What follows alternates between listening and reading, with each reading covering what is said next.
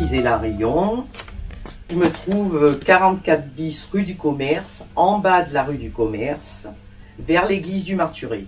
Je fais de la lingerie de nuit, je travaille pour Cana, c'est des marques françaises.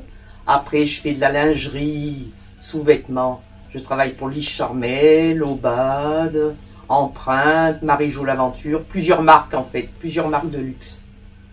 Et je travaille beaucoup dans les bonnets profonds, je suis spécialisée surtout dans les bonnets profonds. J'ai été apprentie ici à l'âge de 17 ans. Et en fait, j'ai eu la chance que mon patron m'a aidé pour reprendre la boutique. Voilà. Et ça fait 35 ans que je travaille là.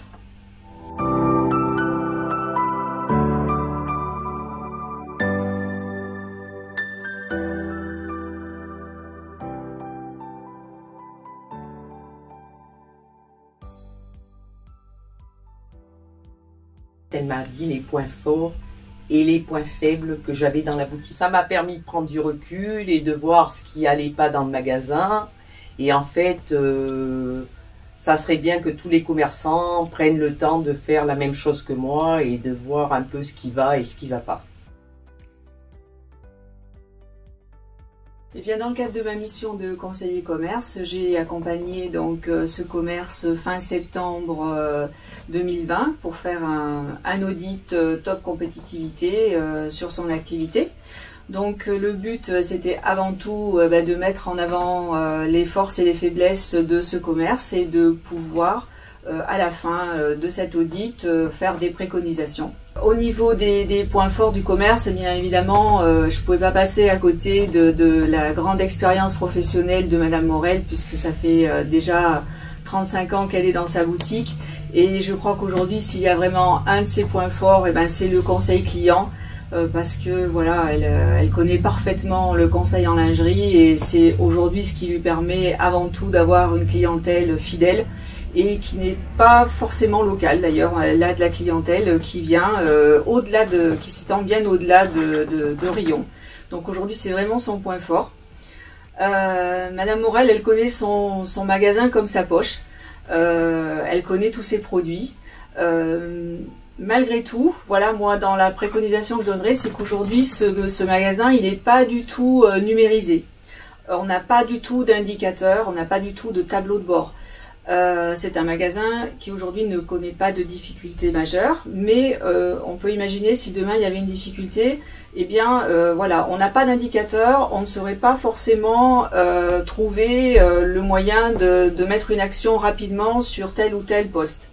Donc moi ce que j'ai proposé à Madame Morel, ça serait quand même d'envisager, alors bien sûr on va y aller progressivement, parce qu'il y a cette acculturation numérique qu'il faut faire et Madame Morel est consciente du fait que le numérique bien sûr lui faciliterait la tâche, mais en même temps elle est aussi toute seule dans son magasin et c'est aussi quelque chose qui prend du temps. Donc voilà, il faut déjà accepter cette phase de dire aujourd'hui oui bien sûr que le numérique pourrait m'aider et c'est vrai qu'un logiciel de caisse qui gérerait les stocks, qui permettrait la mise en place d'un fichier client qualifié, qui nous donnerait tous les indicateurs de vente à l'instant T, bien sûr que ça serait un plus pour le commerce. Madame Morel en est bien consciente. Aujourd'hui, ça n'est pas quelque chose qu'elle va envisager à court terme, parce qu'encore une fois, par manque de temps, elle craint un petit peu de s'engager tout de suite dans cette numérisation, mais c'est quelque chose qu'elle pourrait prévoir voilà, à moyen terme ou plus long terme, avec éventuellement de l'aide. De la même façon, donc, elle a été conseillée, elle sait aujourd'hui qu'il y a des aides pour s'équiper de façon informatique. Alors, on parlait des stocks tout à l'heure et de la gestion des stocks qui aujourd'hui, c'est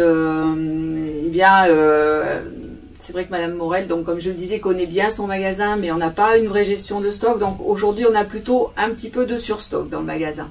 On a vu aussi ensemble comment on pouvait peut-être améliorer un petit peu ça par des opérations de déstockage et puis également par des ventes promotionnelles.